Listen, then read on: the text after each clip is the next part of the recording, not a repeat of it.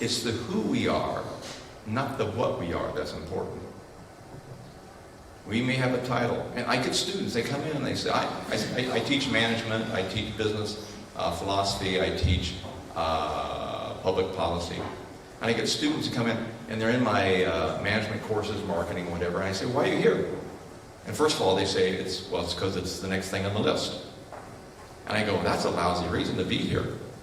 What is it that you want to learn? Well, I don't know.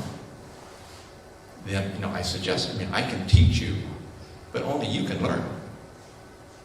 And so what I would love my students to do when they come to my class is say, I need to learn A, B, C, D. That's what I need to know. They have invested enough in their life and their careers that they know what they need to learn. And they come to me saying, this is what I need to learn, help me learn. So I have a thesis when I teach public policy. I have a thesis of the reluctant candidate.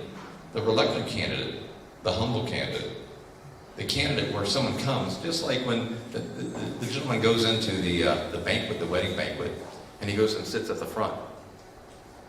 And the host says, will you sit down here? Because make way for someone else more important. In contrast to the man that sits at the foot of the table and the host says, please, please come up.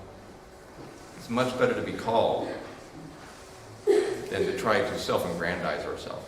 You see, here's a mega point. We're always getting results.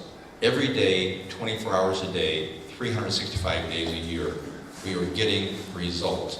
They may not be the results we want or hope or desire, but we are always getting results.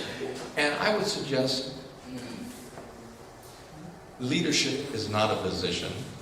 Leadership is not something to be attained. Leadership is something that we are. Leadership is a skill.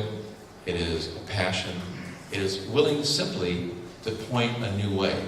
It is simply being bold enough and courageous enough to say, hey, I think we're all moving in this direction, but let me suggest this might be a better direction. One thing I would suggest is transformational leaders who see a vision are also very strong critical thinkers. They can analyze a situation well. They see the big picture. They see the pitfalls coming down the road. They see a problem when it's small and take steps to solve the problem when it's small. Because if you wait 4, 5, 6 months, 2 years, 5 years, now you have a major big problem. That, I think, is a transformational leader. Much easier to solve a problem when it's small than to wait and procrastinate and then have to solve a crisis 3 years down the road. Those 3 things. And these 3 things really made a massive difference in my life. The first was that, and this is not going to be in the PowerPoint, the first is that we truly need to be a community of person-caring people. That we are a person-respecting community of people. A person-respecting community of people. That's the second element. That it's okay for you and I to be different. It's okay that you may want to go this way to get someplace, and someone else may want to go to the left to get someplace. And that's okay. That doesn't make you bad and me good. It just makes us different. And the differences actually often give us strength. Third, person-caring, person-respecting, promise-keeping. It's the third quality. If we're a community of promise-keeping people, if we realize how critical our promises are the only way for you and I to control our future. Absolutely, the only way to control our future. I have a gentleman who said, I will be here at 5 o'clock to pick me up to take me to my 5:30 appointment.